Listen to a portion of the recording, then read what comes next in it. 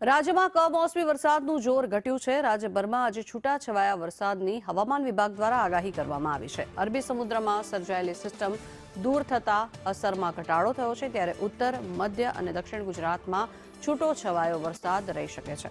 આ તરફ અમદાવાદ અને ગાંધીનગરમાં પણ વાદળછાયું વાતાવરણ રહેશે।